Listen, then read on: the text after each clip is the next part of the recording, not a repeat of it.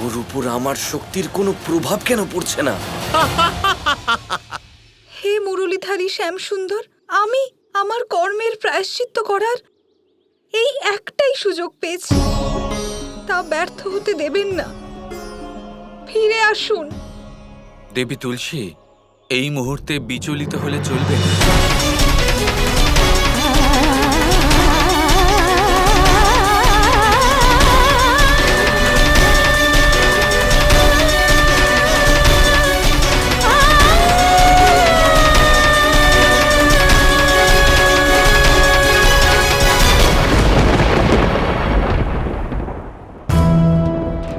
আমি আপনাকে অভিশাপ মুক্ত করতে পারছি না, আমার সব প্রচেষ্টা ব্যর্থ হচ্ছে।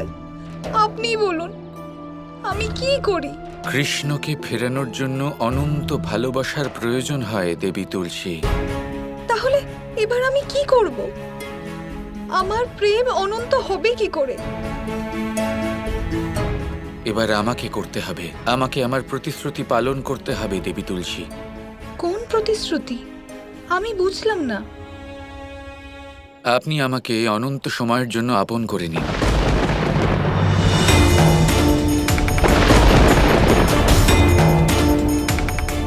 এটা কি বলছেন আপনি? সেই কাজ করতে হবে, সেই প্রতিশ্রুতি পালন করতে হবে যা গোলকে কৃষ্ণ বৃন্দাকে করেছিল। আমায় আপনাকে বিয়ে করতে হবে, বিয়ে করতে হবে।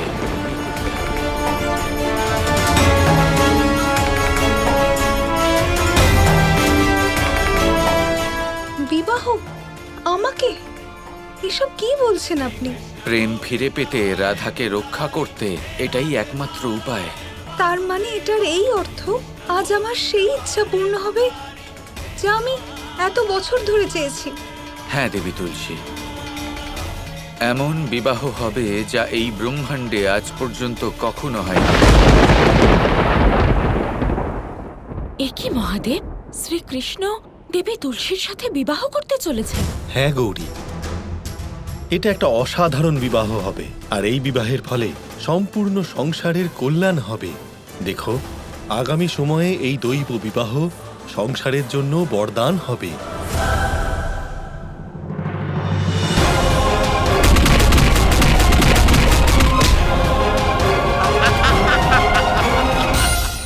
আজ তো তুই মরবি বলরাম।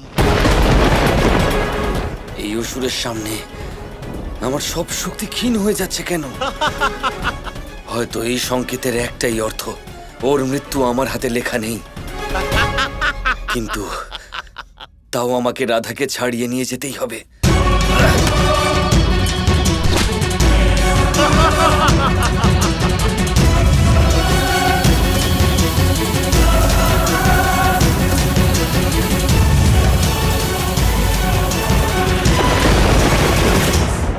দাদা।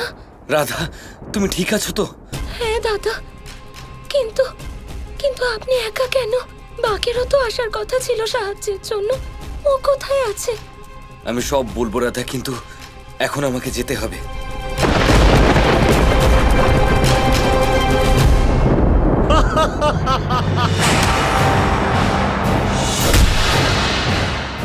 দাদা সাবধানে। আমার এমন কেন মনে হচ্ছে যে আপনি কিছু লুকোচ্ছেন। বাকি কেন এলো না? আমি না দাদা, বলুন কি লুকোচ্ছেন আপনি? আপনাকে আমার দিব্যির অনুরোধ।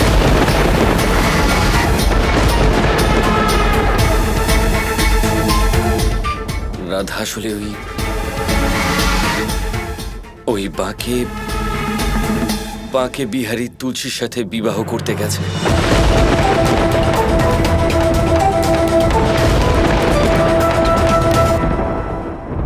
কিন্তু তোমার চিন্তা করার কোনো প্রয়োজন নেই রাধা।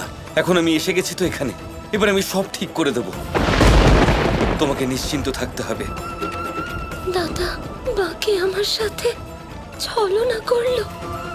ও আমাকে সাহায্য করতেই চায়নি। সবাই সত্যি বলেছিলেন, মাকে সত্য বলেনি।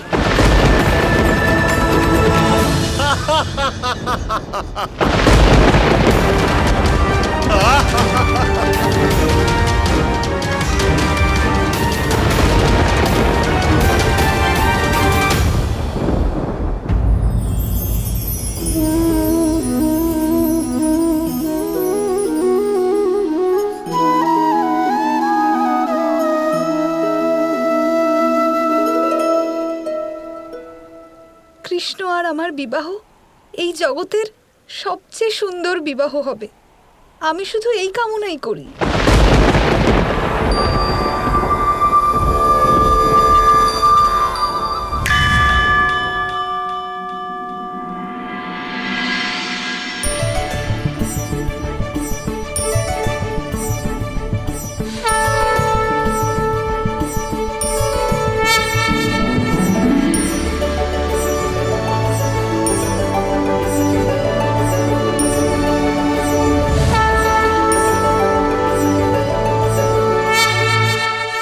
আমাদের বিবাহ অবশ্যই হবে দেবী তুলসী, কিন্তু আমি রাধাকে একটা কথা দিয়েছি যে আমাকে পূরণ করতেই হবে।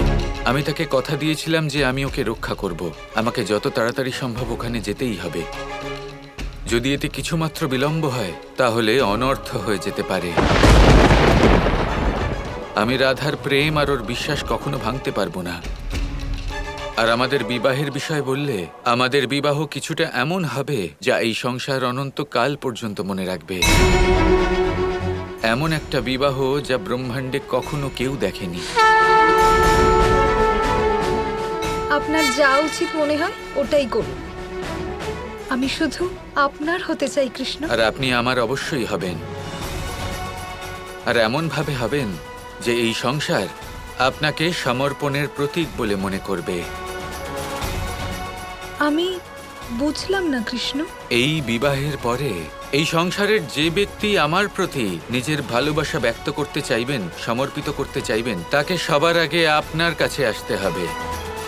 শুধু তাই নয়, সংসারে অনন্তকাল পর্যন্ত আমার ভক্তদের জন্য জন্ম থেকে মৃত্যু পর্যন্ত প্রত্যেকটা কাজের জন্য আপনার উপস্থিতি অনিবার্য হবে। জীবনকালে আপনি ঔষধি হবেন, আর জীবনের পরে আপনি মুক্তি প্রদায়িনী হবেন।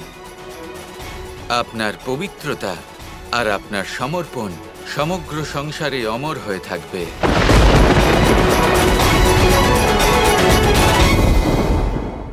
আপনি আমাকে এইভাবে আপন করে নেবেন এরকমটা আমি কল্পনাও করিনি। এই সংসার আপনার পবিত্রতা আর আপনার সমর্পণ চিরকাল মনে রাখবে। কিন্তু আপনাকে পৃথিবীতে থাকতে হবে দেবী, আর আপনাকে আপনার রূপ পাল্টাতে হবে। কোন রূপ? আপনাকে মনুষ্য রূপ বদলে একটা বৃক্ষের রূপ ধারণ করতে হবে।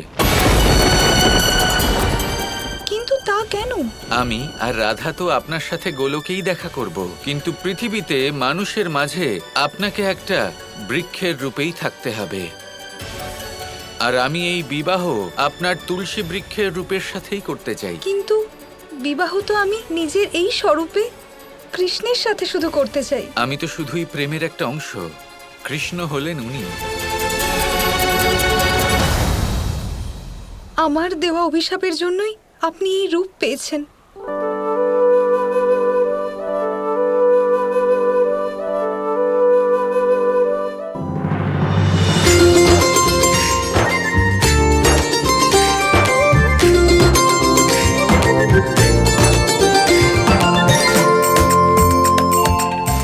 আমার প্রতীক্ষার অবসান হলো। কৃষ্ণর সাথে আমার বিবাহ হবে।